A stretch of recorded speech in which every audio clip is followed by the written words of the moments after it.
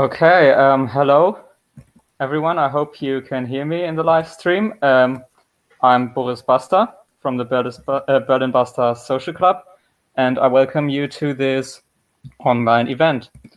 So yeah, this. Okay, hello. Oh wait, I can hear myself in the background. I'm Boris Buster from the Berlin Buster Social Club, and I welcome you to this online event. I can hear myself from YouTube in the background, and I don't know where YouTube is supposed to be open, but this is very distracting. Oh wait, I can hear myself in the background. This wasn't the way when we last tested it. Okay. I can hear myself from YouTube in the background. And so can everybody else but Boris self-mute? Sure.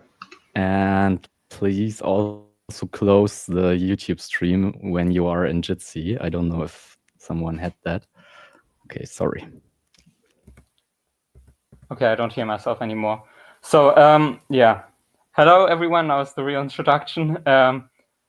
So I just wanted to quickly talk about why we're all here today. We're here to see some funny pictures from actions in Germany and Poland, from Adbustings mostly, but also other stuff. And we want to draw a focus on the European Adbusting movement in the whole and the repression it faces, and also how it fights back against this repression. And we want to discuss some strategies for fighting back and how we can support each other across borders. We want to avoid the stereotype that often comes up in these kind of things, where Germany thinks of itself as this very enlightened and very democratic country, and Eastern Europe and Poland, they're not democratic, and they have this ultra-authoritarian state.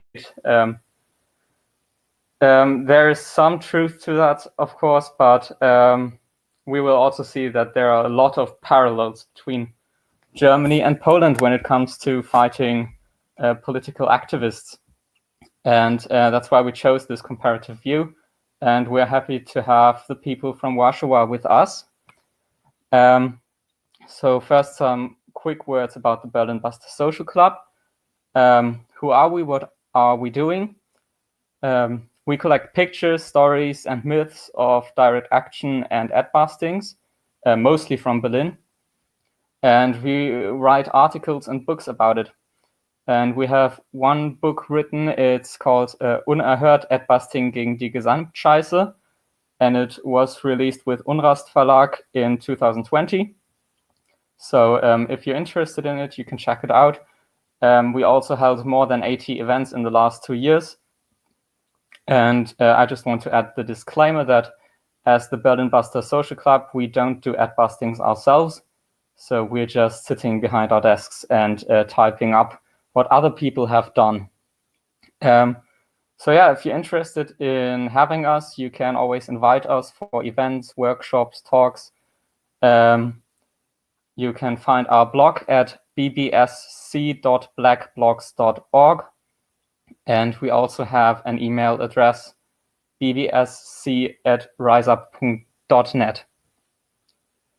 So now also some quick words on how this event is going to take place.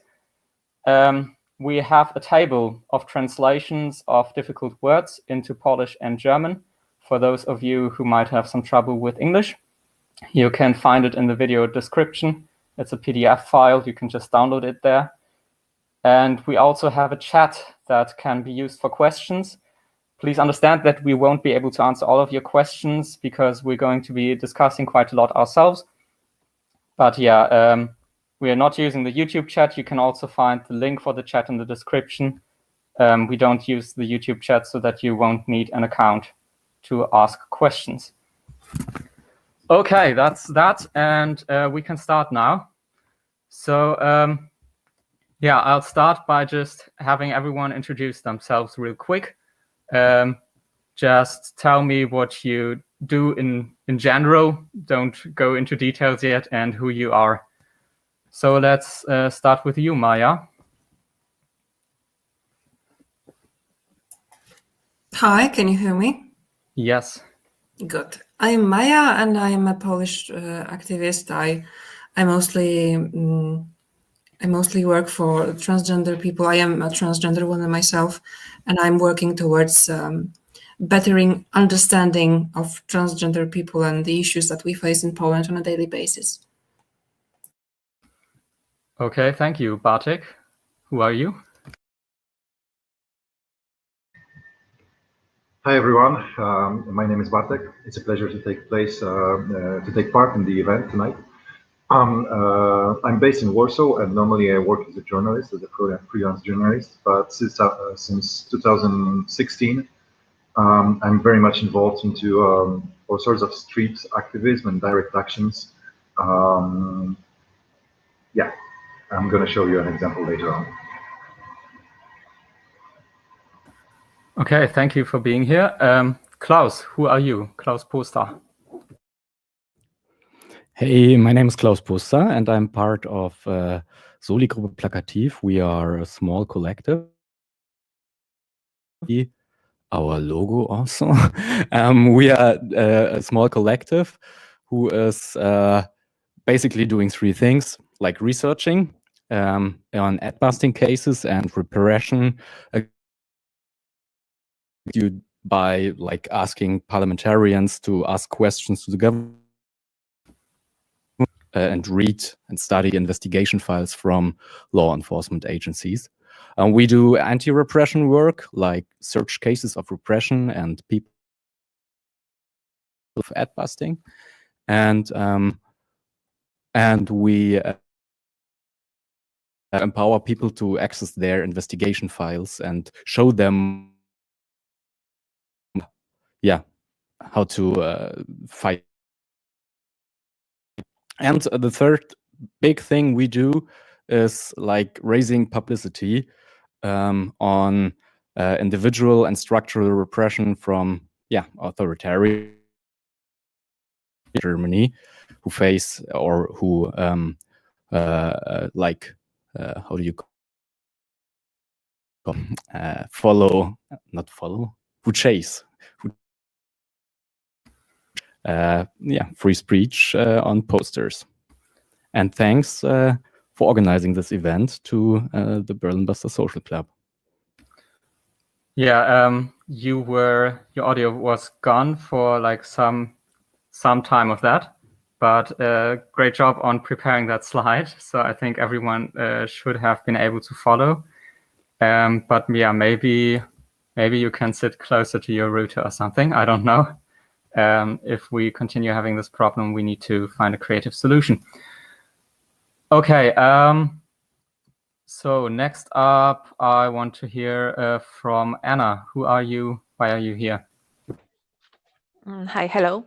So I am an activist mostly focused on a pro-abortion movement, and on a daily basis I try to make abortion great again, long story short, and to give access to pharmaceutical abortion and to abortion pills.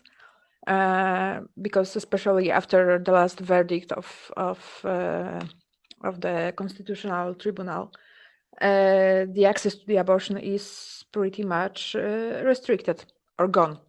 But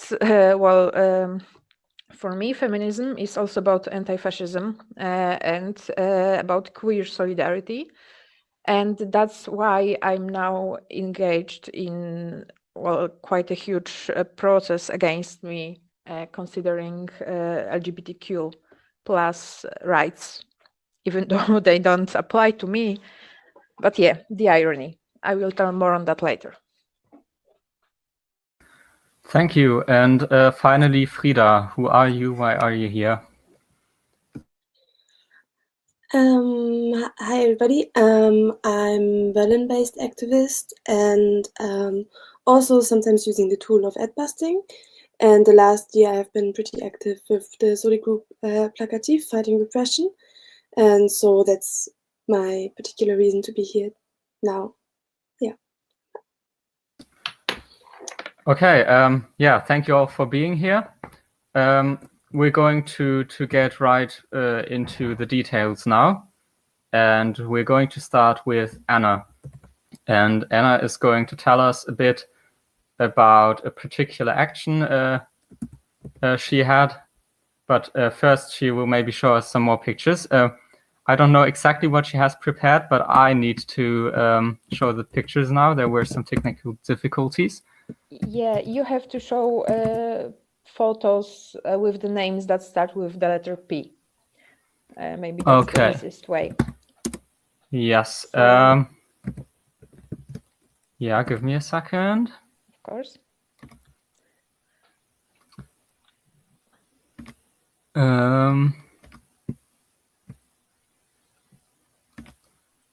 Okay, I'll have to do it like that. Perfect. Good. Okay, so this is one of the stickers that in 2019, in April, me and two of my friends, Elżbieta and Joanna, put out in the walls and generally in the center of the city of Płock. Is the small town, 150 kilometers from Warsaw.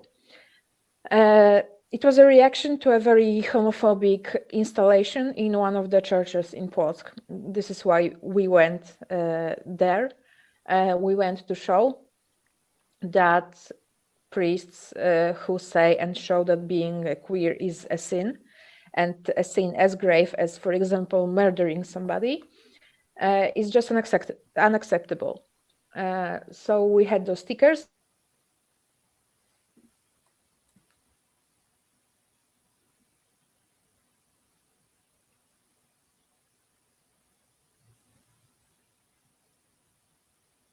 Are you still there, Anna?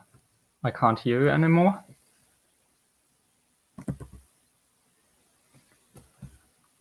Okay, I think Anna is gone. Maybe she'll be back soon.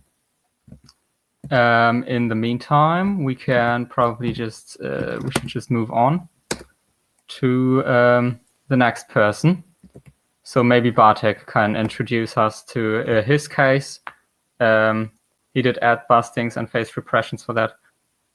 And well, now Anna's back. Anna is back, so yeah, okay. We'll continue. Welcome back, Anna. You were cut off while you were talking about what the sticker was there for. And I was still talking. Okay, so at which moment was I lost? Because yeah, so we had this sticker. It's the original image has this halo in gold, but we decided to kind of make it nicer to the audience, and we wanted to put LGBTQ flag in the halo. So people may see that not everyone thinks that being LGBTQ is as bad as murdering someone, because that was the message that one of the churches in Płock sent. Yeah, so we covered the walls of different buildings, but also any part of the flat surface we could find with this image. And we just thought that the only thing they could do to us was, like the minor offense code, and accusing us of putting any type of posters without permission. But apparently we are accused of offending religious feelings, and this is a crime that could end up with 2 years in jail. But in a few days we'll hear a verdict, and the prosecutor wants us to have 6 months of restriction of freedom, and every month we should do 30 hours of community work. The lawyers of the priest who is accusing us wants us to have 18 months of the restriction of freedom. So we will see what time brings on this Tuesday. Yes. Please tell me if you want me to move on with other pictures. Yeah, so you can show the next one maybe. Yeah, this is also, we were also spraying everywhere. It says God save the rainbow, but we also had English version God save the queer. And the first trial, you can show the next photo. The first trial started on the 13th of January this year. And the day before the hearing, I decided that we should change this hail a bit, because for us 2 years ago it was pretty obvious that the rainbow flag applies to everyone in a queer community. But it wasn't so obvious lately. So this is the new version of image that people are spreading. Also in Germany, I have heard one of queer singers, songwriters is very engaged in this action. Okay, so maybe for now that's all from me. Yes, thank you. Yes, the whole thing was quite popular in Germany too. The image was all around the media here. Okay, so yeah, thank you for introducing us to your case. We will be talking more about it later. For now, I will move on to Bartek. Please introduce us to what you have been dealing with. Hello, everyone. So, like I said, since 2016, I've been involved in all sorts of different actions on different fields of activism. Of course, most of them was against the government that has been elected in 2015, but they were on different fields, both political, pro human rights, anti-Catholic Church, all sorts of. But the time came that in beginning of 2020, we had the first wave of COVID epidemic. And at that time, the Ministry of Health in Polish government was Mr. Łukasz Szumowski. And his inability to deal with the epidemic was so much shocking. Basically, he was not dealing it at all. On the other hand, on the contrary, he was just fulfilling political orders from the Prime Minister and from Mr. Kaczynski, who rules the country from the backseat. In May 2020, there was a big journalist investigation that brought some absolutely shocking facts. That not only was it inability to deal the serious problem, but in fact, Mr. Szumowski was simply doing private business for public money on the epidemic. For example, ordering fake medical equipment or uncertified medical equipment for prices much higher than normal prices, acquiring those things through different shady people, parts of the family, were a huge fraud, to cut the story short. On top of it, came another problem that the Polish government wanted to organize the elections in the peak of the epidemic wave. It was totally ridiculous, and it couldn't be done. And Szumowski, knowing it, because he's personally a medicine doctor, he recommended that it can be done. It was surely a sheer political calculation, because at that time, in all the political party, the ruling political party, still had the advantage. And they knew that the faster they do the elections, they will win. If they wait with it, they will lose. So Szumowski, ignoring all the epidemic statistics, recommended that it is safe to conduct regular elections in May, in the middle of the epidemic. So a group of activists decided to act, especially because of the fact that after the journalist investigation, nothing happened. Mr. Szumowski remained in his office. There was no investigation against him, not even a slightest investigation, police investigation. nothing happened, while the frauds were absolutely huge and shocking. So a group of activists on the night of 28th of May decided to spread the message in the city on the streets of Warsaw, and prepared a set of posters, simply summing up the results of journalist investigation that were published in the biggest newspaper in Poland. So let me put a photo.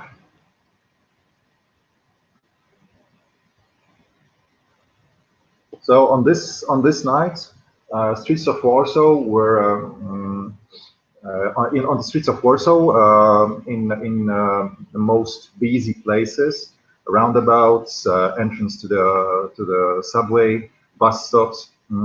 There were posters hanged in the showcases. Basically, those posters were criticizing the ministry. The poster says, Ewangelia według świętego Łukasza, which translates Gospel of Saint Łukasz. By the way, the Ministry of Health is a very, very religious person. Here you can see him depicted as in a gown of Maltese convent, because he is a member of Maltese convent.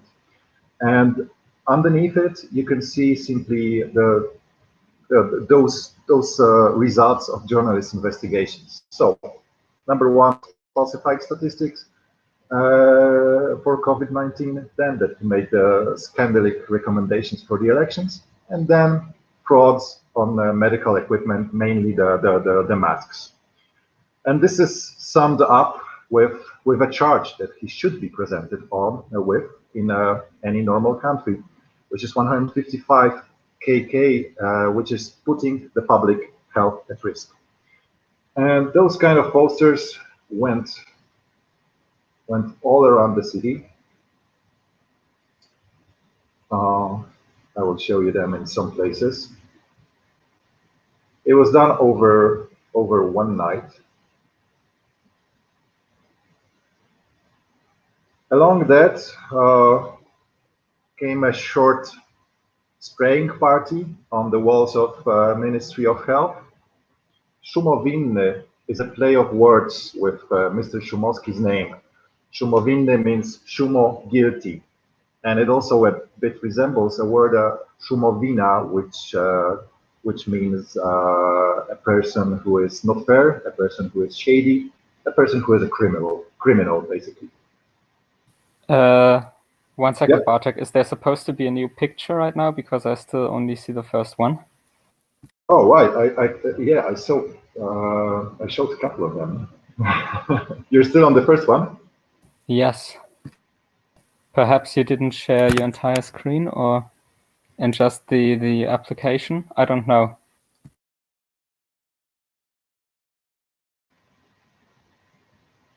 All right. Now you see the other ones? Yes, now I do. All right. So it's just pictures showing the posters in different places of Warsaw. It was all done over one night. Along this came the spraying action on the walls of Ministry of Health. And the activists also put a number of huge banners over main streets of Warsaw, saying different things. I'm not going to translate the poster. Sorry, I couldn't hear the translation. Oh, no, I didn't translate it. I'm just saying that these posters, banners, basically present the same message as the poster. So then it turned out that the government and the Ministry of Health got seriously pissed off. And after something like 10 days, first of the activists, a friend of mine, was arrested. The police came to her house, searched the house in front of her baby and her mother. She was taken by the police and taken to the police station. The next day, police came to my house, and there was seven police officer that just simply stopped me on the street. I went out to the pharmacy to get some drugs for my little kid, and then coming out of the pharmacy, I was stopped by seven men in civil clothes. They took everything from me, like phone, money, and everything. We walked home. Then my apartment was very meticulously searched. Everything was searched. It took like something like 1.5 hours.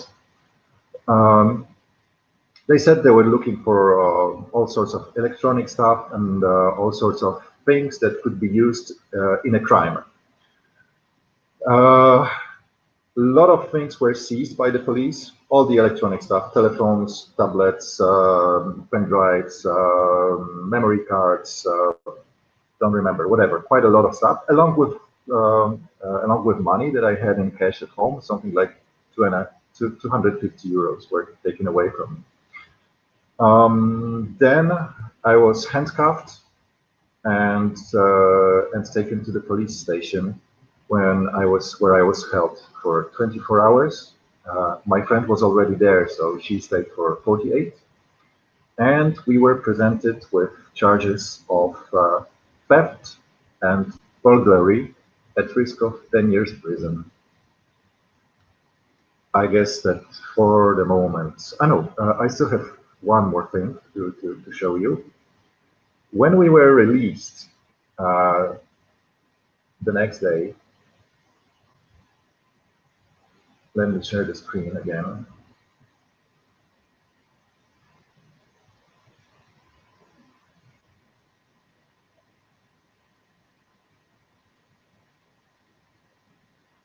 There was a big solidarity action in front of the police station. The banner says, let the activists free and go after those who make frauds. You can see quite a number of people here. After some time... sorry, Bartek, we can only see the thumbnails of the... So we can only see your file browser, but not the big picture. Okay. Let me start again.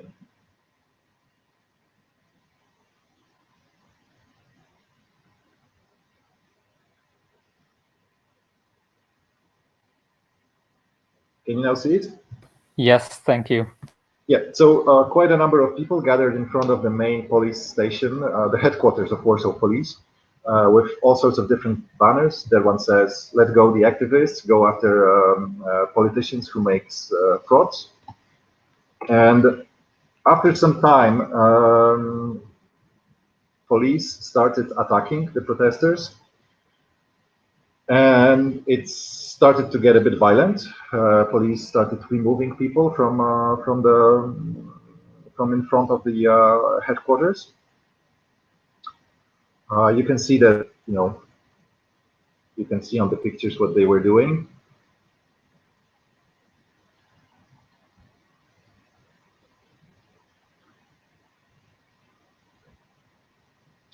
And an important thing to all that case is also the exposure in public media. Right after I was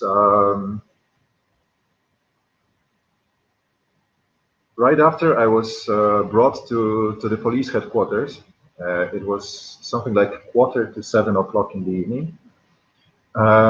At 7 o'clock, there is this main media coverage in public medias, main news. Over there, it was already presented. I was exposed in medias with my full name, full surname, image. So everything was actually set up before, and public media got all my details from the police, which happened not for the first time. All right, so I guess for the moment, I give floor to Maya or Frida. Yeah, thanks for sharing the story.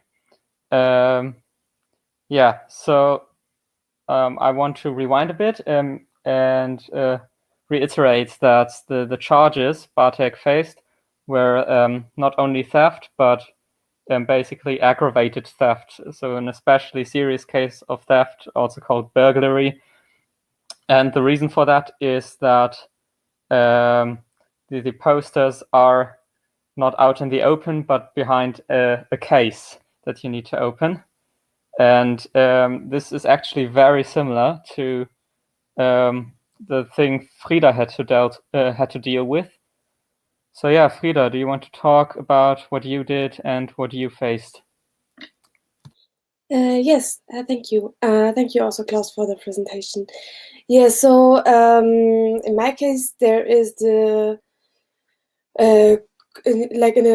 continuously there's advertisement from the German military on the streets in like basically all places in Germany, but also in Berlin, and quite a lot of them are pretty like there's the fundamental idea that I don't find it a very that like me and the crew I was also with on the street at this day was like against the military, but also the way they advertise is really problematic in many ways. They trigger different issues which are like in a separately way still problematic, or they pretend that the military is not really quite the military, as in this example. So this is the poster we changed at the day, which is like out of the investigation files against me. They kind of always make this pretty before and after illustrations, like the cops do that, so everybody understands what's going on, so we can use them for our illustrations, which is kind of handy. So you see here like the first poster, which is putting a question if you could be part of the military without actually using arms, and we kind of tried to answer it and turn it around and say, no, of course you cannot be part of the military without using arms. Like in German, there's this like word spin of phrasing being part of the military as serving on the weapon directly, and we said you have to do that if you want to be in the military. You cannot just pretend you're not in the military while you are definitely contributing to the system. And it included also a call to like a protest against weapon production. And yes, so this was like the poster we did. It was a pretty small, decent drill thing. I think it's like a continuous thing that people change this kind of advertisement. So it was like this individual poster. And we were in the situation discovered by civilian cops, like cops who are not like actually dressed as cops. So we did not really, we recognized them being like looking at us, but as this is like pretty common, we didn't pay so much attention. And then they like interrupted the action and controlled our documents and stuff like that. So for me, actually, in the situation itself, it didn't feel like a huge thing. Like I did never expect that there would be like more consequences than paperwork and maybe a little fine to pay or something like this. And some months afterwards, like really some months, they took quite a long time. They were like raiding the house of my friend and mine house. Actually, in my case, 2 addresses because I was not actually registered where I was living. And my registrar address people kind of told the new address. So there was like actually 3 raids involved just because of this one poster, where they like took posters and also my phone. Like the friend of mine who was with me in this action had just moved. So fortunately the place was raided, but there was not really any material of her anymore because she moved out, which was like pretty convenient. And very good luck in this situation. But in our place, there was like posters and phones, and so they kind of raided and searched the house. Yes, and this is what actually happened. And also the charge which they were presenting was like very similar, because it was also this very severe case of theft. Also with this like legitimization of opening this vitrine. Yes. Yeah, so maybe that's what I would share for now. Yes, thank you. You're welcome. So yeah, we certainly have the similarity of some, well, quite an overreaction of repression when you think about that it's just paper, basically. And also this thing of aggravated theft when nothing has actually been stolen. That is quite a twist in your head to have.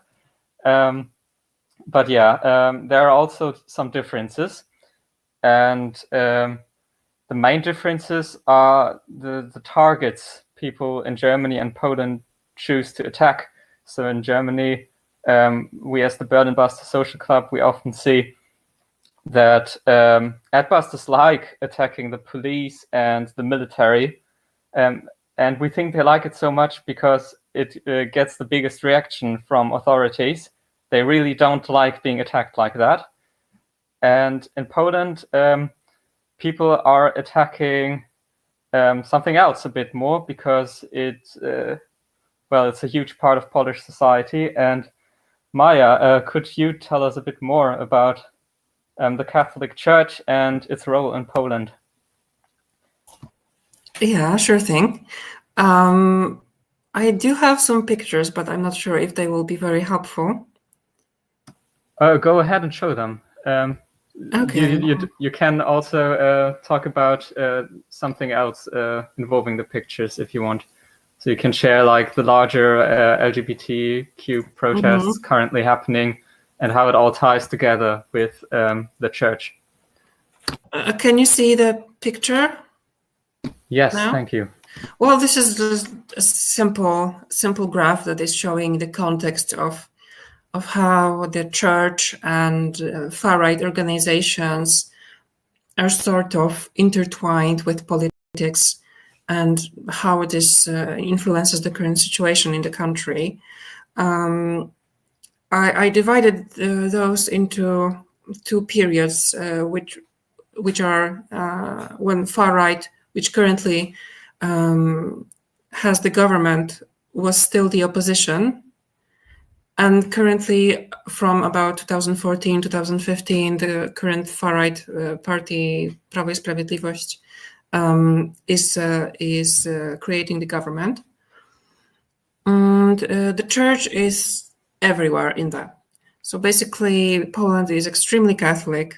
Everyone is always baptized.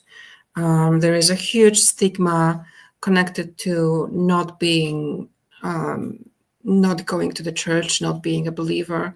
Of course, this is changing, and it has been changing for some time, and it can be seen especially in the younger generation. But in general, the Catholic Church has a huge influence on social life and influence on politics, lots and lots of money. And you have to remember that Poland is an extremely homogeneous country. So we have very few ethnic minorities and very few religious minorities. So it's like basically 99% of people is white, and basically only recently we have noticed a significant ethnic minority made of Ukrainian people. So I feel that even in some countries where the Catholic Church is quite influential, it's not as huge as in Poland, where basically the religion equals Catholic Church. So I guess it also kind of stems from political treaties, because Poland has an agreement with the Vatican. So there are certain things that are set in law, for example, that religion is taught in school as a normal subject, and it's being paid for by the country, not by the church. So stuff like that. Also the blasphemy laws, which Anna mentioned before, which allows the state to prosecute people for offending religious feelings, to translate directly, which can lead to up to I was going to say 2,000 years in prison. Yeah, 2 years in prison. So the church was always very much pro-life, anti-choice, pro-traditional family, anti-LGBT. It was sort of unspoken, sometimes spoken. It was basically like we all know the church's stance, but then I feel that when the far right current government was in opposition, they were just kind of slowly working up to the current situation. So they were talking a lot about some nonsense stuff like gender ideology, which back then was something funny, because they learned that gender studies is something that exists and it's being taught at universities. So they decided that this is some kind of ideology that teaches people that sex is no more, gender is no more, it's just whatever you want is fine, and basically it's like crazy feminism. And they were, of course, always obsessed about calling everyone a Bolshevik or post-Soviet, because, as you know, Poland has gained independence from the Soviet Union in 1989. So it's still quite fresh, and I guess we haven't really dealt with that with the so many years of that kind of history. And well, the church was quite influential in, I guess, fighting for the Polish identity when we were still a Soviet country, a so-called communist country.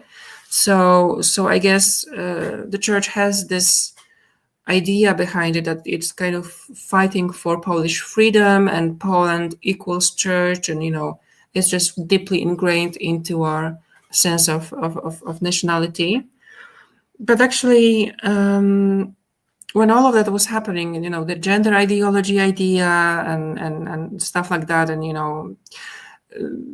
using Islam as something dangerous and something that will come from the East and destroy us, all of those theories were kind of being ingrained in the church, I think.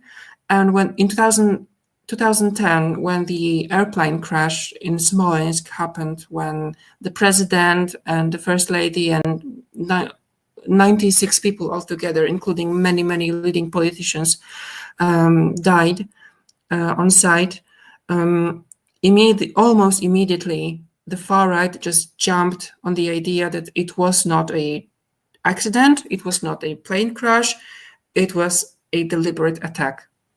And I think this was the moment that Polish society just cracked into two, and a sort of a divide was starting to be seen. And in time, I think we could see far right gaining traction in many countries, not only in Poland, but in United States, in other parts of Europe. Many far right organizations were gaining really good results in elections, and really so many people like Nigel Farage or the guy in France were just really becoming major political figures. And it also happened in Poland with international organizations sort of taking root here. For example, the most known is Ordo Iuris, which is a bunch of lawyers, so very well educated people that have international connections and very good funding, also coming from abroad. And with this propaganda of gender ideology and post-Bolshevism, and being a Catholic stronghold against barbarians and these conspiracy theories, it was easy to mold that into a sense of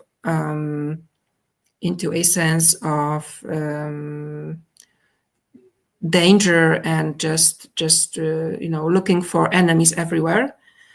And apart from political stuff like some kind of, government abuse, etc., I won't go into details of particular politics, but what really was a driving point in propaganda that ensured the winning result for the current government was anti-refugee propaganda, which they really brought to a almost Nazi level. So they were saying that the refugees will come here and rape women and children, and they will bring foreign parasites and foreign diseases. So it was like really dehumanizing slander, because that was when the European refugee crisis was really the #1 topic for everyone. And in time, this kind of got boring for everyone, because after so many years of the crisis, they had to find another subject. So they moved to anti-LGBT propaganda, which was already kind of familiar to people, because there was this gender ideology thing going on for years, which back then was funny to laugh at, but now they changed it to LGBT, fighting LGBT ideology, which basically is the same stuff as gender ideology. When you deconstruct it, it basically means human rights for LGBT people, and something that is completely normal in so many Western countries, and is becoming the norm for developed countries and developing countries across the world. But they made it to some kind of weird anti-Catholic, anti-church stuff. And there were many. No, this is the other Juris. There were many things that actually happened that kind of helped them create this idea that LGBT people were attacking traditional Polish values. This person here is Margot, who is a trans non-binary activist and anarchist, and she was arrested, and she was put into detainment for 2 months. Well, she was going to be detained for 2 months, but eventually she was released before that. But she was going to be arrested for destroying the van with anti-LGBT propaganda that was basically just driving around major Polish cities with messages such as gay people are pedophiles, gay people want to corrupt their children and rape them. And she, along with several other people, attacked this bus and pushed the driver and destroyed the posters which were being displayed on the bus, on the van. And as you can see, she was basically offering herself to the police to be arrested, but they only arrested her later that day when the protests moved to a different place, and so many people were there. And this is the night that about 48 people, I think, about 50 people were detained. And this was like the beginning of the crackdown on LGBT rights in Poland. I mean, not LGBT rights, but LGBT activists. And it was kind of, the beginning of months of non-stop protests and police brutality. This is another example of offending the feelings of statues in this case, which sounds ridiculous, but then again, it's Poland. So the collective that is connected to Margot as well put up rainbow flags in several places. They put up the flags on several statues, actually. And since this is in front of a church, there was this idea that this is another attack on the church. And yeah, we're back to this. So there are so many examples that I could be talking for hours about, church officials calling LGBT people a death civilization or anti-civilization or the rainbow plague, stuff like that. So basically, we are being bombarded with with like Nazi level dehumanization from the church, from politicians, from far-right organizations. And as you can see here, it's all connected. You know, the role of the church and, you know, international money and, you know, modern organizations that are lobbying in local municipalities to declare themselves as free from LGBT ideology. It really boils down to some kind of culture war that is basically funded by these international far-right groups, and that are using, I would say, the dying call of the old Catholic Church to kind of propel them into victory. And I think that's it from me. I will stop sharing. Yeah, thank you a lot, Maya, for this very helpful background information. Yes, so we learned now why I think why the Catholic Church is such a good target to attack. I mean, if everything is so connected with it, then obviously that's where you want to start. And I already said that in Germany, the Catholic Church doesn't play that much of a role here anymore, but the military posters are a very well, people like attacking them. And I wanted to ask Frida, like, what was it for you? Why did you choose this kind of poster? Why is it so much fun?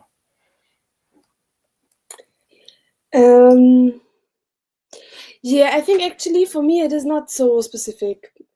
So it's maybe the question is like not the one where you get the answer. Yeah. So for me it was like, of course, these posters, they annoy me specifically because of this like support of the military. Generally, I think there is a lot of advertisement where you can get really angry on the streets, and this is just one of the examples. So what I'm much more surprised by was that this will be the poster where you get catched, and this will be the poster where there will be happening a raid. Like there was other posters where I know that in like associated networks from like people I know, there was like pictures taken, sending around in like unencrypted networks, posted on Facebook, like by people with clear name. There was never even a request for any information. If it was dealing with other topics, if it was like maybe a bit more like fun and critical but open questions, and this I think is this is kind of special because it like targets directly the state government institutions, and I think like the role of the police is really important in these investigations, because basically if you do anything to piss off the police, then the police is the main actor to start an investigation or start repression or start violence and raids. And if they feel like attacked by it, then it can like really, like my experience is that this will then lead to like a much higher escalation. Yes. But maybe also Klaus Poster feels to add on this topic of like who is how.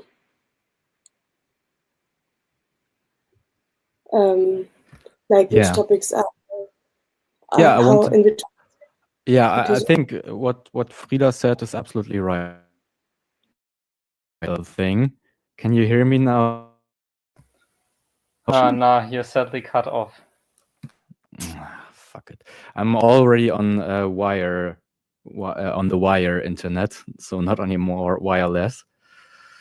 Okay, well, now Frida. it worked, and we now heard it's a full working. sentence, so maybe try. I'll talk slow. Okay, I think Frida is right. In Germany, especially the police, but also the certainly nervous about posters criticizing their institutions. Institutions, but they have a problem here in Germany because they want to be part of the good side, and they search the publicity.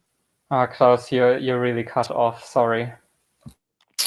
Okay, Frida, you like to continue, and I will just go through the slides.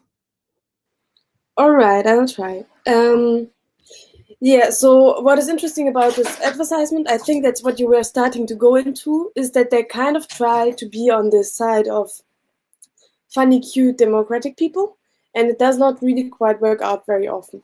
Like, and I think especially in the military service, it's super interesting because they have this PR group, which is like at some point tried to incorporate Adbusting, but then they have like one scandal after another where you find out that basically there's like a lot of very Nazi people in the Bundeswehr or very extreme right wing, like on a big spectrum, but they are not as funny and ironic as their PR team. So there's like a clash there.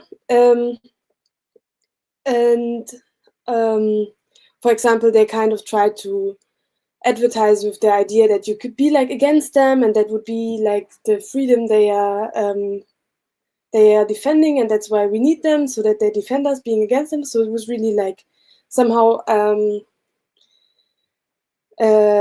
think there's also like a fight about which interpretation of them as an actor, and then activists and protest as an actor should be like the dominating one. And so I think there's sometimes like some balls flying around. Yeah, but then sometimes there's also these advertisements where, for example, in this example, I just shortly look how much it's translated. You can like the original had already quite a lot of this in it. So like the bubble on the bottom was added, I think, and then the text on the top was basically the same, just the Shoah was not there before. Yeah, thank you, nice.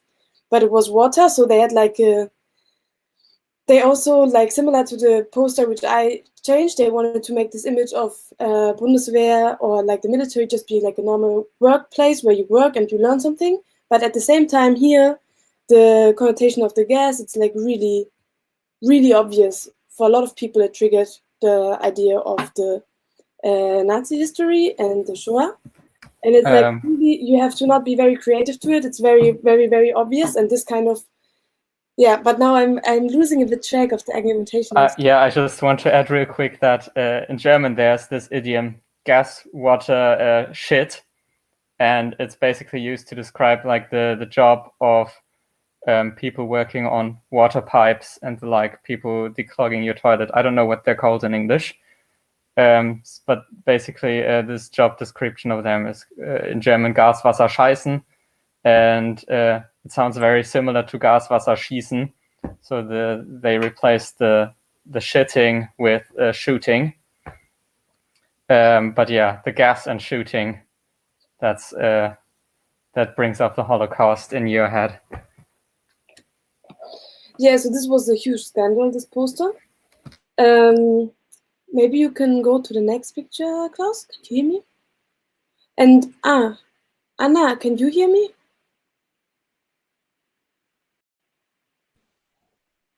Okay. Can all hear you. Okay, because there was in the chat something. Yes, and this is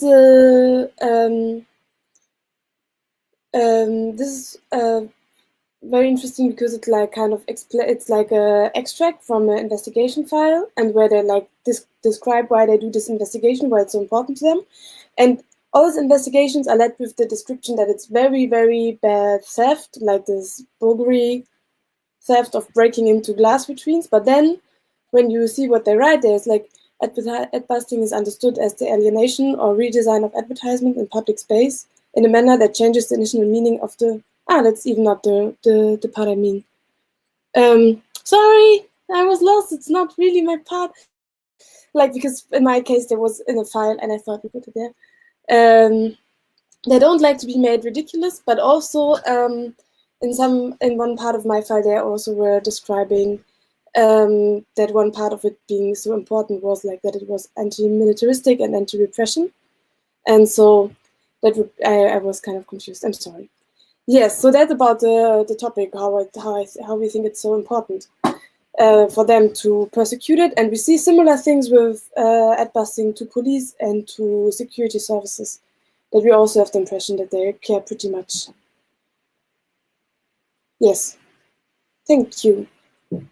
Yeah, I think I will just have you keep talking, unless Klaus wants to try again, but I wanted to ask what you did in terms to fight repression. So with your tell us about the constitutional complaint and the parliamentarian requests. These aren't really your topic, but at least about your constitutional complaint. You can totally go for it. Sorry for being like talking so long. Yes, so like my first reaction to repression was actually to be like, okay, what the fuck, I really did not expect that. This is not my core political work to do Adbustings, and I didn't think that it would be such a big thing. It was more like a small side activism. So I was like pretty startled by the reaction and by this being such, like having such a big impact on my life. And then I got into contact with the group of Plakativ, or also they got into contact with me, and we thought about like how could we deal with this. And I think the first step was to do a lot of like PR work and try to get different newspapers involved and doing like interviews and stuff. And also trying to connect this to different other topics, because at the same time the Soli group Plakativ already did some parliamentarian requests on other investigations, because this is like a larger problem than this single case. And there was quite interesting stuff coming out to this. Like one thing we found out was that there was not just the police involved in the investigation, but also like different security services. Like there's like one military defense security service which was collecting posters. There was one there's like a central network space to fight terrorism in Germany, which is like consisting of police stations in the different federal states, and then also the different security services. Like there's plenty. We have plenty of security services. There's like hard to keep an overview, and they also like keep lists of different adbusting actions. There's like a report on different kinds of dangers to the democracy from the inner security service, and they also mentioned adbusting, which is like here displayed, and it's really interesting because they display it in the violent left-wing people section of this report, and you think like, hey, what is your idea of violence? Like putting on posters on the street is like one act which I don't really like. I wouldn't like consider very violent. Much more if it's like military advertisement, which is acting like the Shoah wasn't like a really horrible thing, and you should be a bit careful about your words. Then we can talk about the violence, but like in our posters, I don't see that. So that's really really interesting. And to make this like together with the Soli group of Plakativ, we tried to bring all these different lines together and create an image of what is actually happening also in a not so visible frame. And it was really also nice. Like from my perspective, it worked really well to talk to journalists and the public, to go into a public discussion with this combination of very background information, which are pretty interesting and scandalous, and but also a bit hard to comprehend or make like in a nice way, together with this combination of people actually being affected by this and having their houses raided. Like it worked pretty well. And so after some months, we decided to also go legally against this raid. My investigation was stopped in the meantime. They had a very embarrassing other legal case with a similar case, just much bigger than mine, which was also stopped because it was too embarrassing. So my investigation was already dropped, but still we wanted to appeal against the raid, which was happening at my place, because I think it was illegal. And also different people share this opinion. So we wrote a like long explanation why we think it's illegal and made some, again, press work about it. And then we had the big luck that two teachers of law were supporting us in the process, and because the complaint we did was rejected from the court in Berlin. They said, yeah, well, no, they didn't really explain very well, but they said, no, we don't think it was illegal, which we expected somehow also. But now we are, but after this, we decided to go to the Constitutional Court in Germany, together with the help of this, like, two law teachers who did this complaint and wrote it and represent kind of this case, which was also really nice because it was another chance to enter like mainstream media and talk again about repression, which I think is like a not so much featured topic in Germany media. Like, there's sometimes more moments where there's like a description of repression, but it's not like a big topic or a big problem. And so it was really like nice to have a chance to enter very, very central newspapers, which was happening not so much. Like, we remember on this leftist scale of the press, but sometimes we had the chance to also, I think, raise this topic somewhere where they're not here so much. Yes. Okay, thank you. Yeah, thank you. So yeah, definitely. I think the Soli-Gruppe Plakativ got into the news quite often last year. And I think that's an important part of why it all worked so well and was so effective.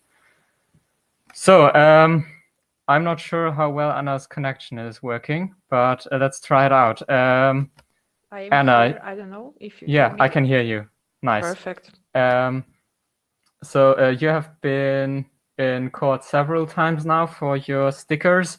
Yep. And you also have an upcoming date in court on next Tuesday.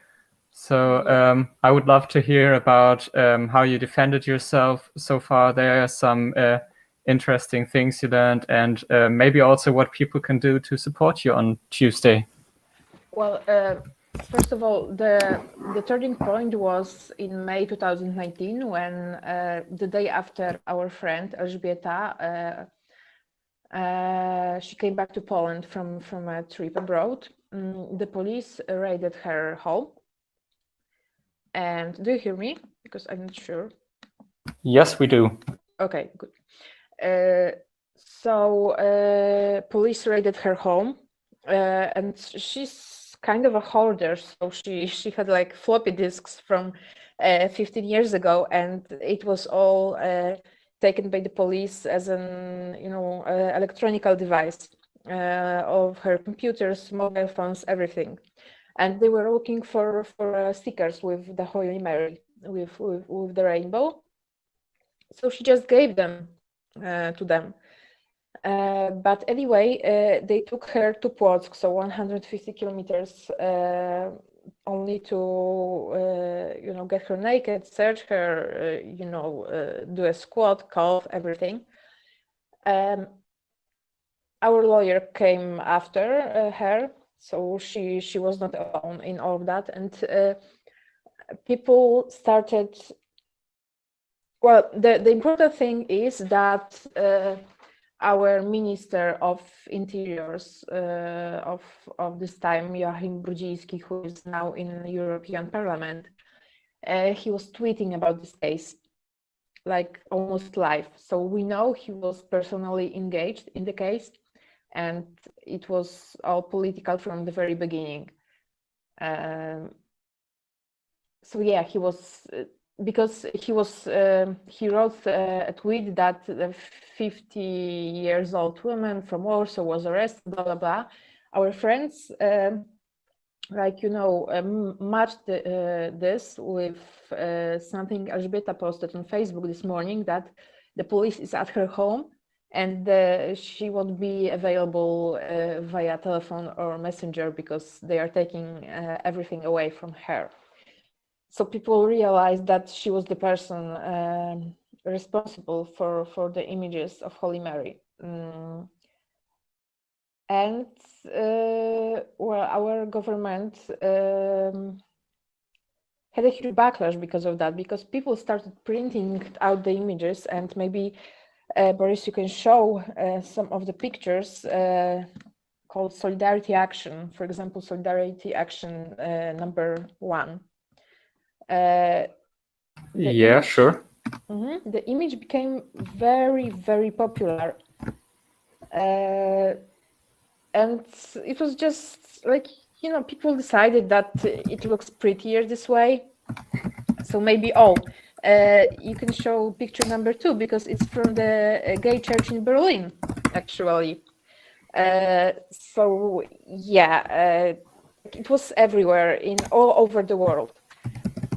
This is a Polish drag queen, also in Częstochowa, I guess, in the city where the original picture is. The next shows the solidarity action somewhere, because the image was distributed. It was like the file was uploaded to the internet by some popular fan page on Facebook, I guess. So yeah, this is how it all looked. There are a few more. And you can stop with like the snowman with the rainbow flag for now. So yeah, the snowman was built during after our first hearing in January, because even though it's not a good like Płock isn't communicated very well with Warsaw or any other bigger cities, and it's pandemic, so in Poland, restaurants, bars are closed. You can just spend some time there. So people came to Płock anyway, knowing that they will just stand outside the building in the cold, waiting for the results. This is why they have built a snowman. We have heard them pretty well. To be honest, there were some moments when we could hear people outside better than, for example, Kaja Godek. She's accusing us also. So we couldn't hear her testimonies in the room because people outside were so loud. And what you need to know is that Kaja Godek is like the face of this anti-abortion law.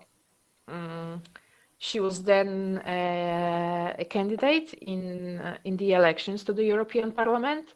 This is why she came to Płock the day after our action, and this is why all the media attention we got was mostly because of her. Our first hearing lasted 7.5 hours. All 3 of us gave our testimonies. It was very important for us.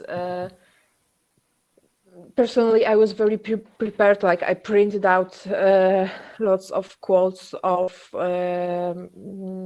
bishops from the Catholic Church, reports from Campaign Against Homophobia, the organization, NGO working in Poland, because for us, it is not just the case, some priest against us as vandalists, but it is a case about homophobia, and it was a chance for us, standing there and giving our testimonies. It was a huge chance to give some light to the issue.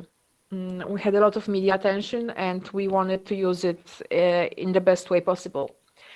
After that, we heard testimony from the priest. It was like, it was fucking unreal, to be honest. It was like I was in the church again. It was like he had a sermon. He was like, he said that he was praying for us and, raising his hands. It's like the photographs from the event that are uploaded somewhere. It's just unreal. For a moment, I felt like I was on a fascist rally in the 100 years ago, because the priest and Kaja Godek were saying some horrible things. Like, for them, the LGBTQ flag is like a swastika, and Wow. For them, it's the same. Yeah, and we had to sit there and listen to them, and we were in the court.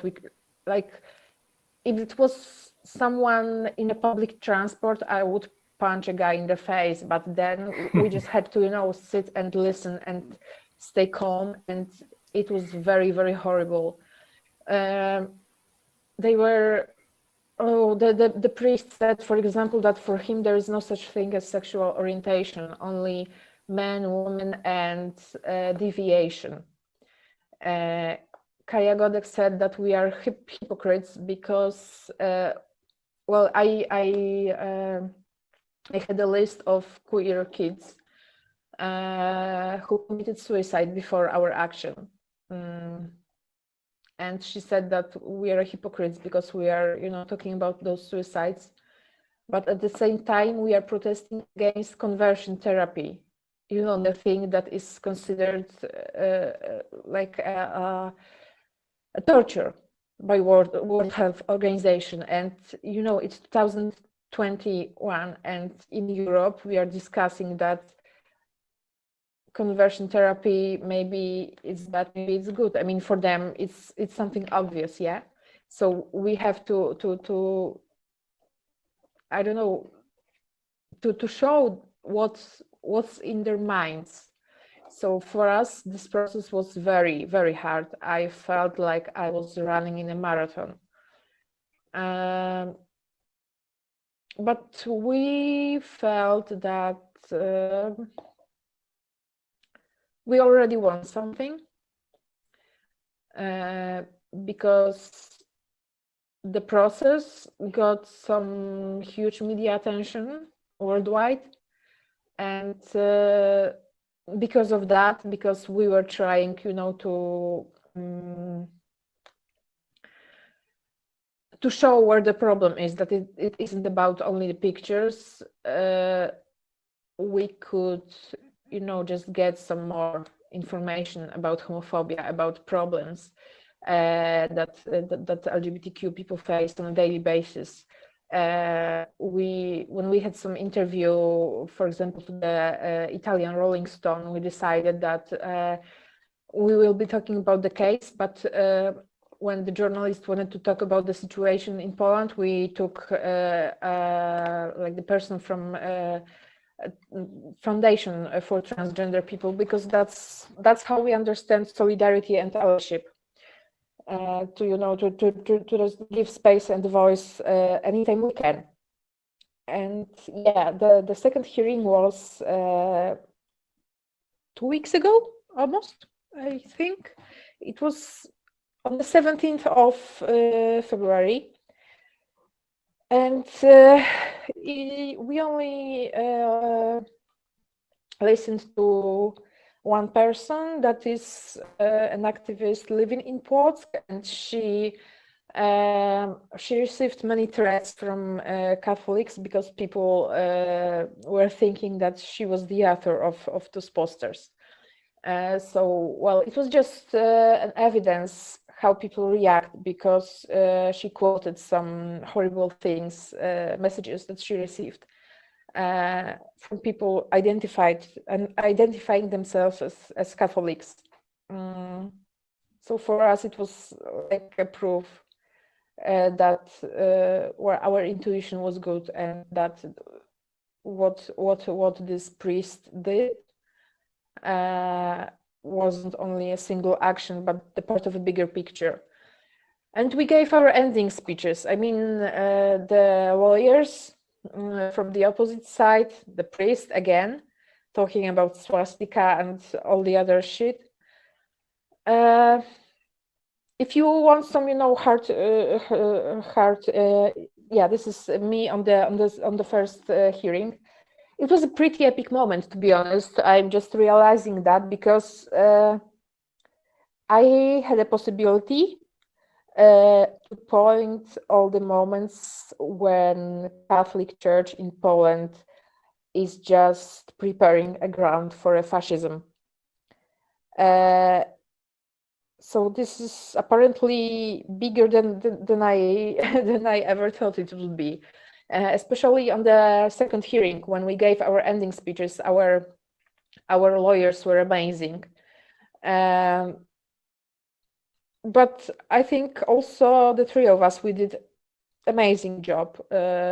We didn't consult with each other what we are going to say, but well, every one of us said something that was connected to each other. It was like, well, it's in us, you know, all the attitude towards what we did.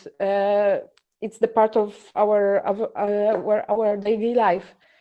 So yeah, I was talking about how it all, like these false informations spreaded by homophobes and Catholic Church can lead to a pogroms, you know, to roots, to some serious tragedies. So I was doing this parallel to the situation of Jews in Poland. Elżbieta was pointing out exactly things when Catholic Church was very close with neo-Nazis and against Jews. So, well, and the priest had to just sit there and listen. It was like, it is epic, you know, thinking about it. He just couldn't stand and leave. He just had to sit there and listen. And although the whole situation is very tragic, we are trying to get something out of that. And yeah, it's one of the highlights of this. And after our finishing speeches, the judge decided that this is complicated and we have to wait until hearing the verdict till the 2nd of March. So yeah, I think that's all. And if you want to read what we said, but also what Kaja Godek and the priest said, I posted a link.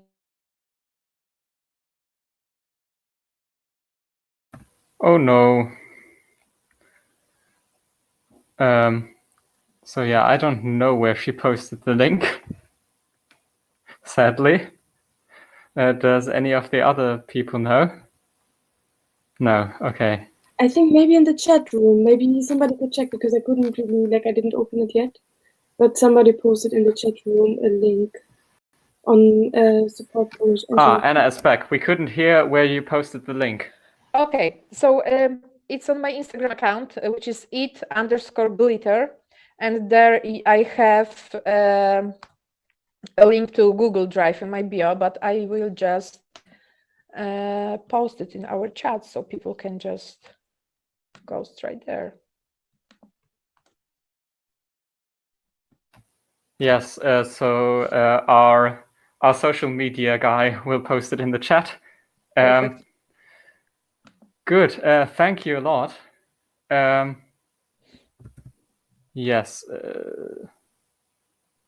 So what I found really, really fascinating was the pictures you showed in the beginning, how big this thing got, how many people were just using the pictures.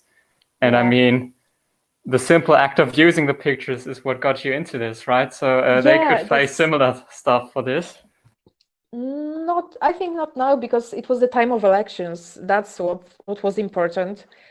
So not anymore, but I want you to show one of the last pictures. You can see a cupcake there. I don't know if you have it. It's Solidarity Action number 8 or Yes, 9. I have it. So my friend baked these cupcakes using the image on top. So yeah, that's like, people are using it everywhere. Literally everywhere. I got like this neck scarf with rainbow Madonnas all over it. Yeah. It's everywhere. Awesome. It's amazing. Okay, thank you.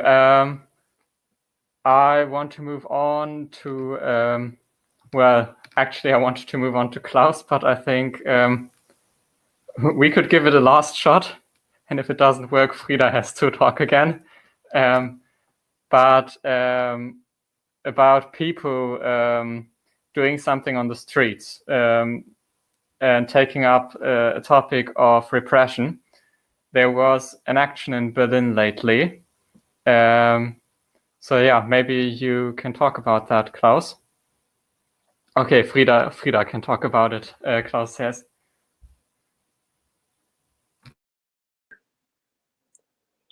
Yes.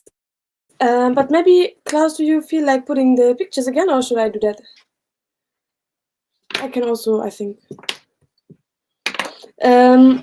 Yeah, so in Berlin, I think there just happened a lot more, like, maybe one can say a lot more. Like, there was happening quite a lot of different actions by different collectives and groups last year, which were, like, always heading towards this, like, some of them headed to this investigations specifically, and some just criticized generally the institutions we were also criticizing, like the police and the military, which we were already talking about before, which totally organized that the screen sharing picture showing thing is working.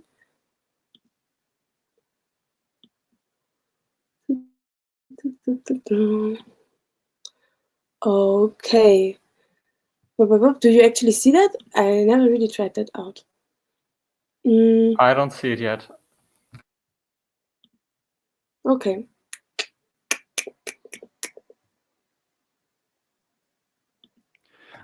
Let me try. I know which pictures you mean. Like just basically our presentation. I don't. I somehow cannot open it. Yeah, maybe you try if not, it doesn't work, and I just wait a second. I think that is working.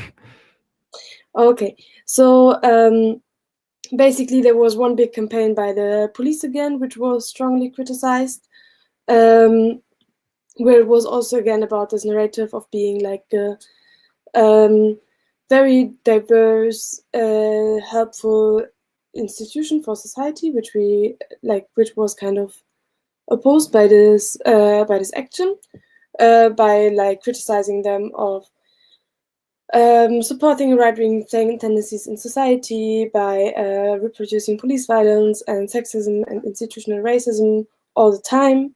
It was one relatively big thing, which was also really creating huge reaction with the cop community. Some of them like actually tweeted about that and somehow entlarven like really showed strongly what is actually the problem by like insulting the people who did this as disclosed. Thank you.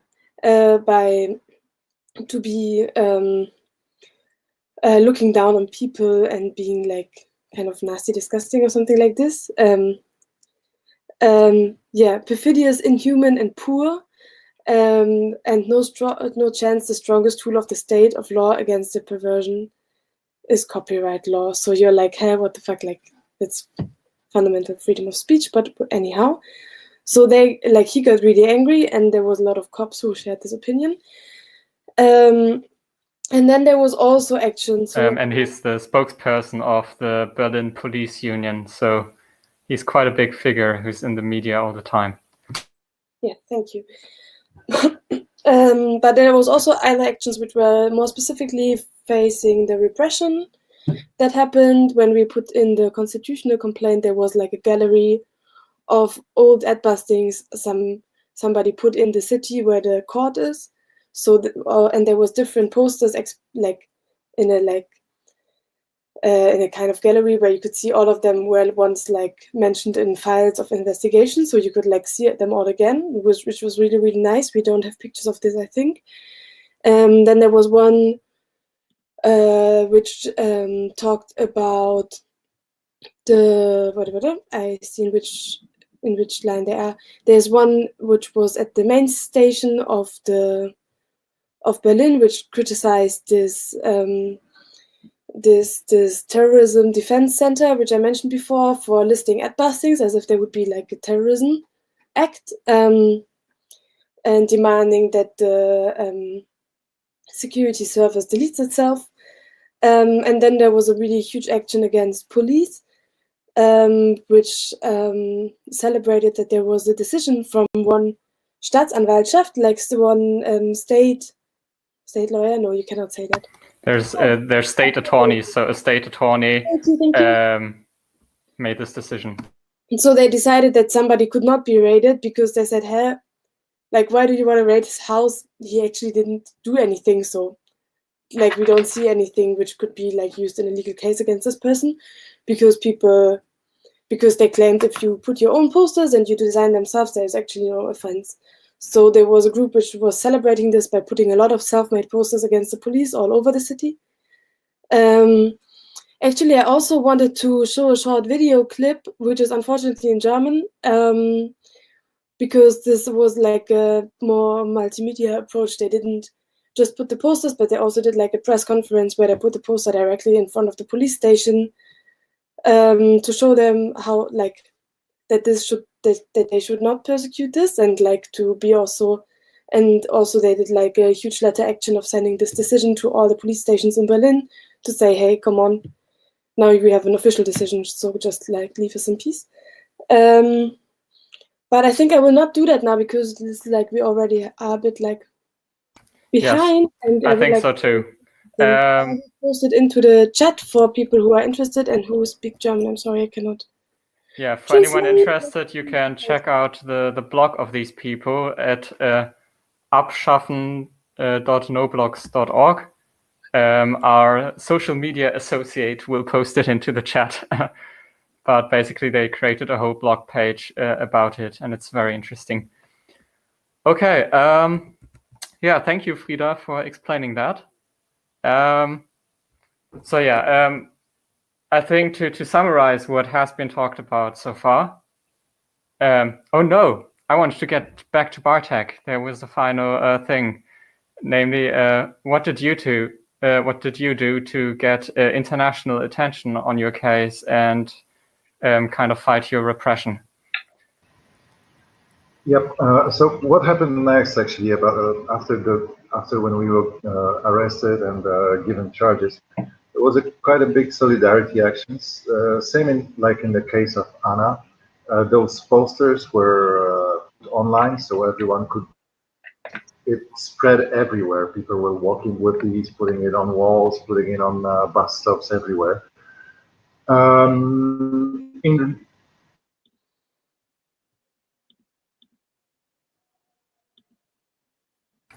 no, you were gone for a second. We just heard that the posters were everywhere and then you were gone. Yeah, on the other hand, we kept on receiving quite a lot of hate speech and different abuses because our names and photos were made public in public media.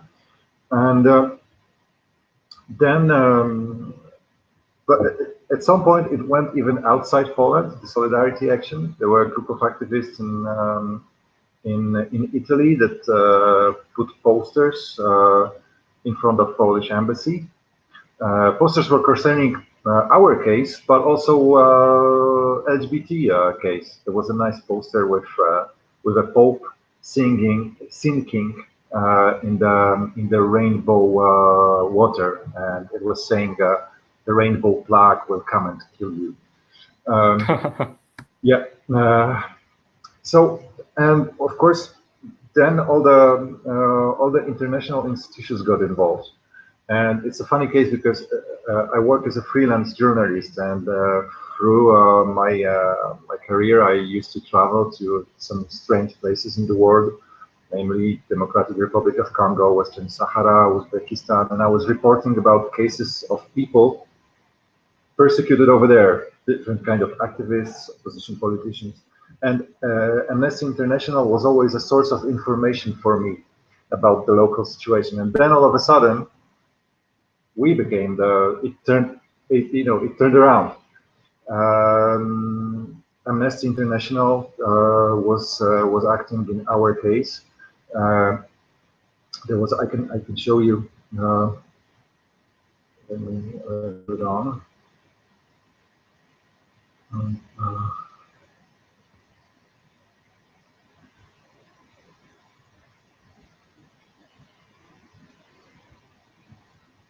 Can you see the screening?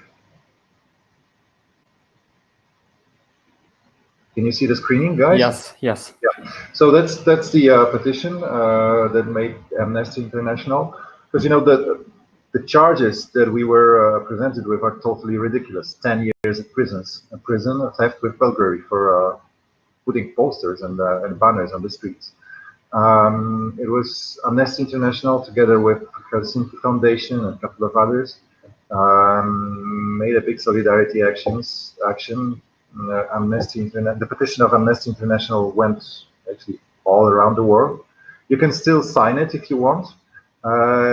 It's on Amnesty International website. You can find it in different languages. So we got quite a big support from Amnesty, and then at the same time, the Attorney office was still persecuting us. I was like, there was some point, like every week I was receiving letters from Attorney, for example, that they are taking my account and they will control all the money transfers on my account. Then I received a letter saying that they are taking my billings and they will control all the billings, all my contacts, all my data that went through my mobile. So like every week there was something happening from the attorney's side. But at the moment, it was pure harassment. After half a year, we were given back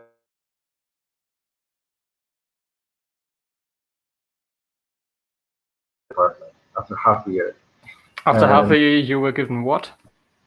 Things that were seized during the raids on our apartments. All the, media, everything that they seized. We were given it back after half a year. Yes. And what's the situation now? After how many months? Well, 8 now. We still have no dates of the trial. We don't know actually what's going on. Everyone is asking, okay, when is your trial? We don't know. And the attorney's office is doing some different strange things. All of a sudden, Mr. Szumowski was given access to the case, because before he was not.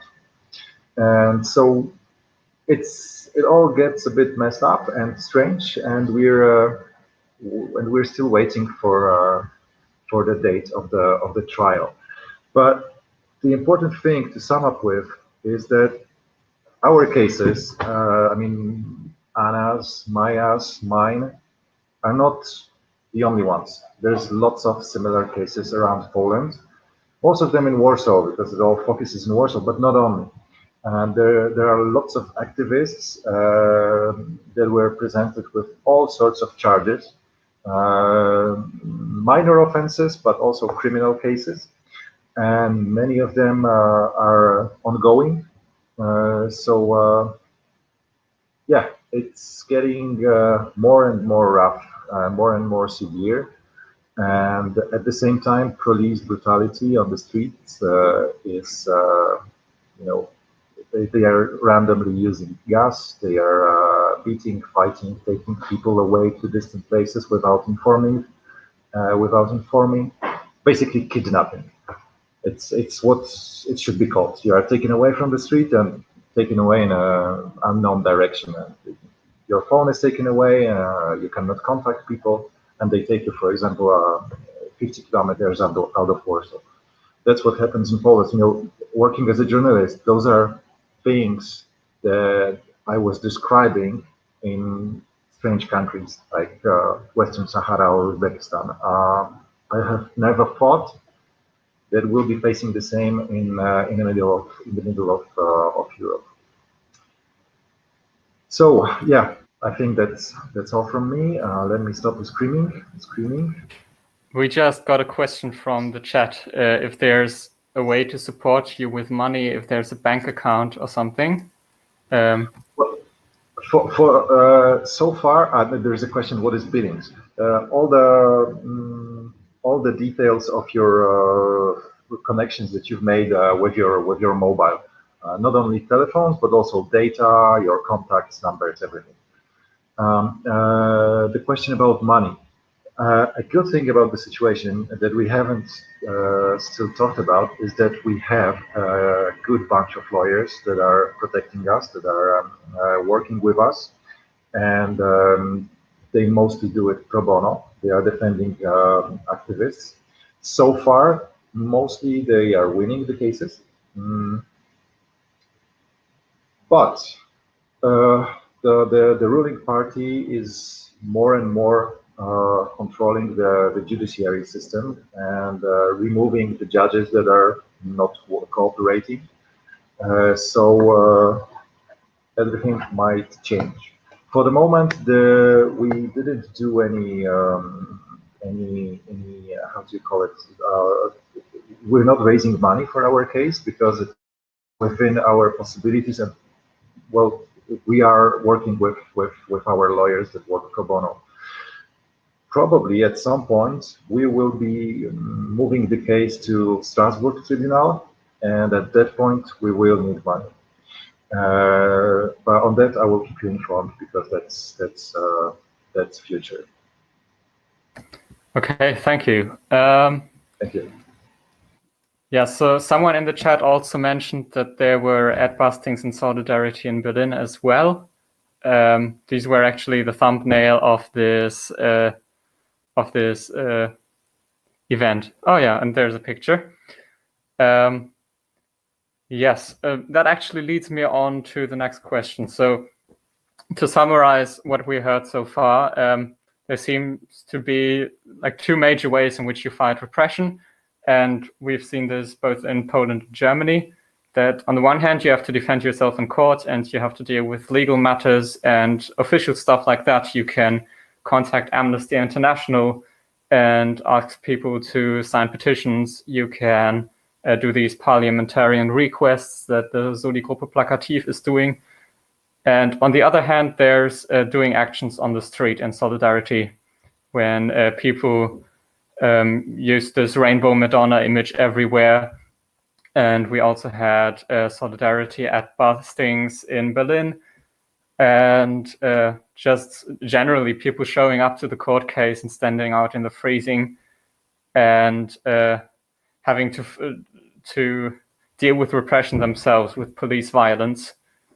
So yes, my question is, how can these be combined effectively? And I just want to discuss this here more broadly. What do you guys think?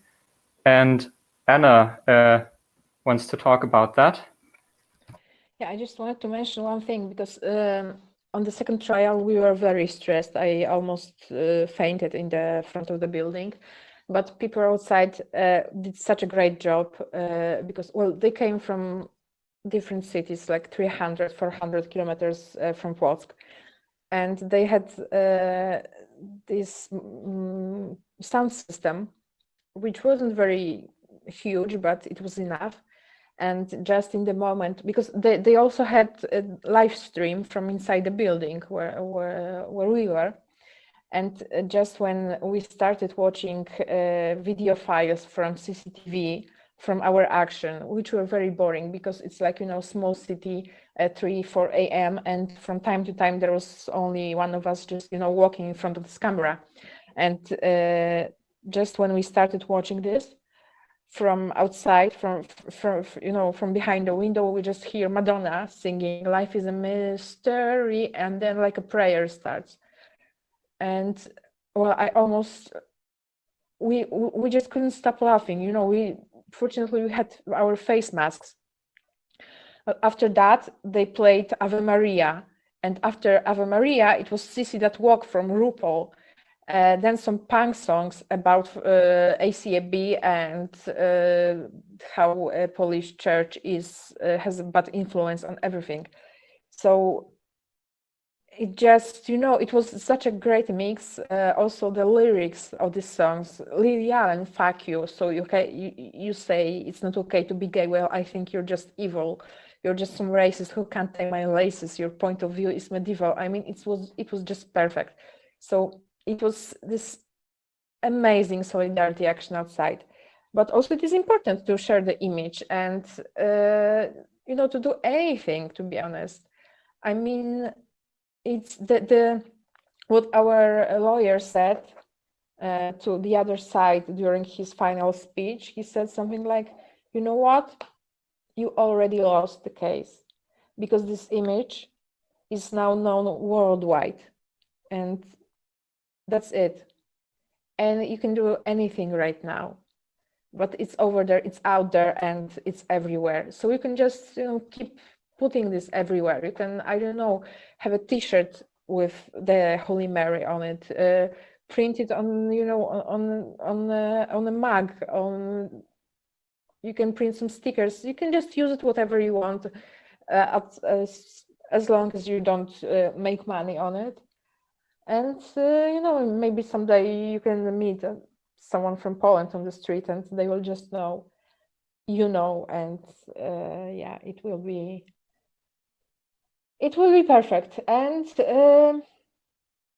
yeah, any solidarity action will help. They will not put any more pressure. So yeah, that's what I think. Yes, that's a very good point. To, when you're defending yourself, also motivate people maybe to have this, like Bartek said, he did the same thing, put the stuff online so people can just do it themselves. This is all in the link I posted, like all materials, memes, everything is there. Yes. If I can say one thing. Yeah, sure. Yeah, there was this question if solidarity actions abroad help. Yes, they do help very much, because as long as the case stays within Polish borders, Polish authorities go as far as they can. They can do anything. And once it explodes all over Europe, all over the world, like in Anna's case, it's really so much helpful, not only for us, like feeling support everywhere, but it puts a pressure for the authorities. So yes, the solidarity actions all over the world, spreading the message that we spread with our posters, but also defending the activists is so much helpful. Yes, I would like to get into more detail about that, and especially about the relationship of Germany and Poland. And so, yeah, what do people in Poland and Polish officials generally think of Germany, and what do you think if they notice that German people are in solidarity? What do you think they think about that? What is their reaction to that? I don't know if you're aware, but Germany and Germans are like a second public enemy in Poland. That's what, there is there is the LGBT public enemy, and right next to it, there's Germany and German politics and Angela Merkel. And our authorities always try to scare Polish people with everything that Angela Merkel wants to do with Poland, and it's totally ridiculous. So yeah, I mean, regardless of the fact, is it Germany or Spain, solidarity actions around the world are very important for us. But of course, sharing the same experience, well, not exactly the same, but similar experience, like we've been talking about it for the last 2 hours, we can try to defend ourselves. And, we're neighbors. And, Berlin is so close to Warsaw that I think the solidarity between Germany and Poland, between Polish activists and German activists, support, it's priceless. It's really important. Yeah, thank you. And the other side of the coin is also interesting, I think. So if people in Poland did solidarity actions with people in Germany, maybe someone from Germany, so Frieda or Klaus, what do you think? What kind of reactions would the average German have to that?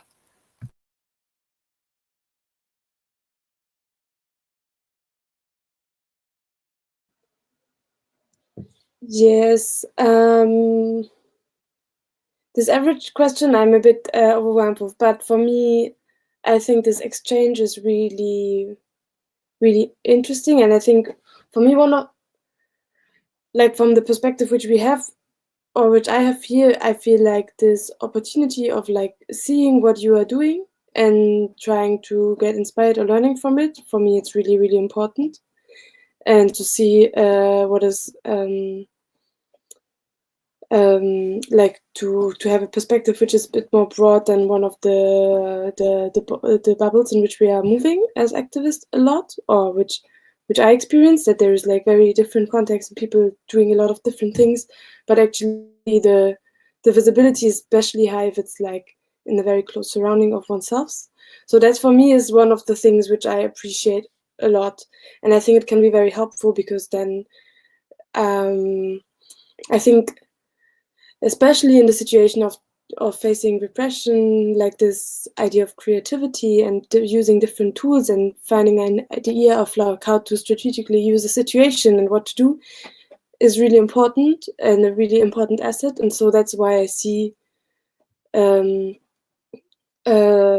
this exchange is very vital right now.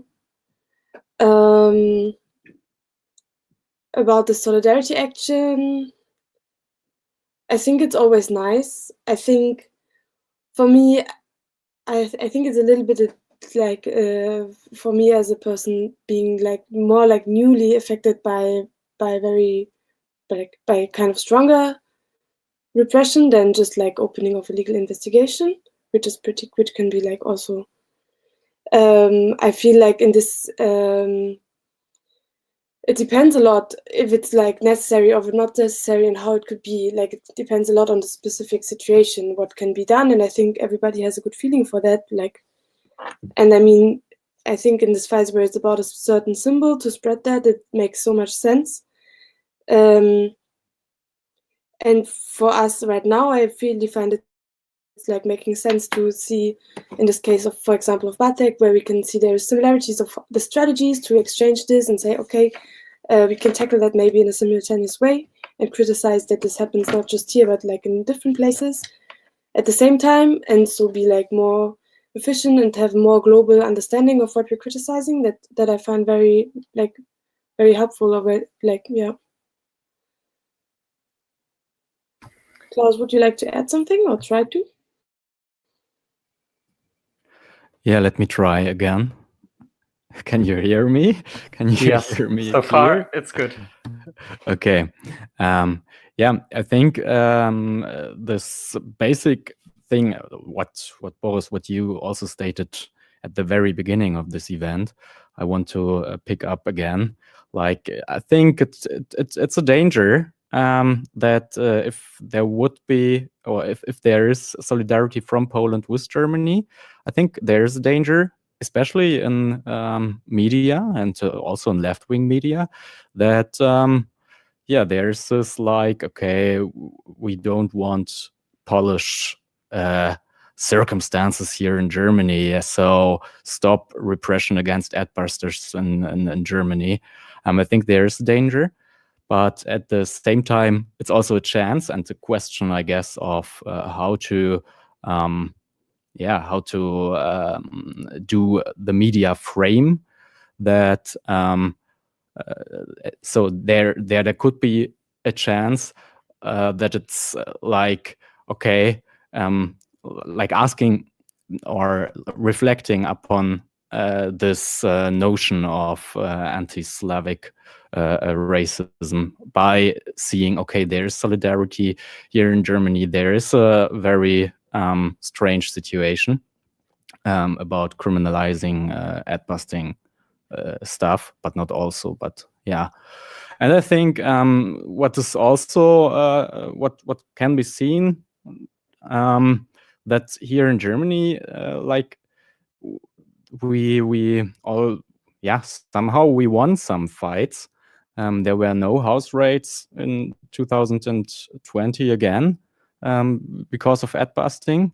There was no like what Frida showed that like the federal Secret Service put ad-busting in 2018 into their report, and that it's like violence. They didn't repeat that, and I think it's also part of like this offense media strategy we do. Yeah, and so I just want to state that there is a chance we can not only win the fight here in the German case, but also like in the transnational view. Yeah, but Bartek, you already mentioned it, like putting pressure on decision makers in law, but also in politics is always a very good thing. Otherwise, they will just continue. Yes, so I think both of these sides are in this German-Poland-Polish relationship are things we can exploit. On the one hand, in Poland, what Bartek said, Germany and Angela Merkel are the evils who want to bring misery upon Poland. And then here in Germany, we have really this strong notion. I think many people in Poland would be offended of it, that people in Germany don't really differentiate between Poland and Russia. And for them, it's all the same. It's just a Slav.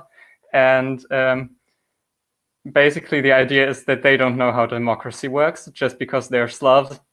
And I think we would have this strong image that if there was an action in solidarity from Poland that like criticizes repression in Germany, people would be like, whoa, people in Poland are telling us this. We really need to fix our democracy. So that would be something funny to exploit, I think. Yeah.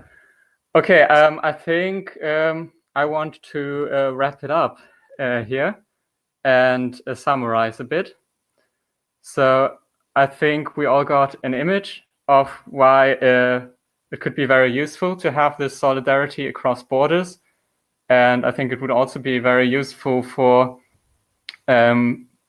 people from Poland and Germany, activists staying in contact and perhaps even doing shared actions sometime. I mean, it's not a long drive. So I think that's an interesting perspective. And yeah, if there are any remaining questions in the chat, I would give some room to answer them. So yeah, maybe just give a little time for that. Maybe you can also repeat a question that we forgot to answer so far.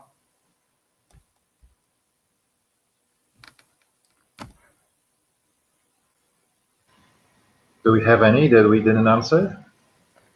I don't know.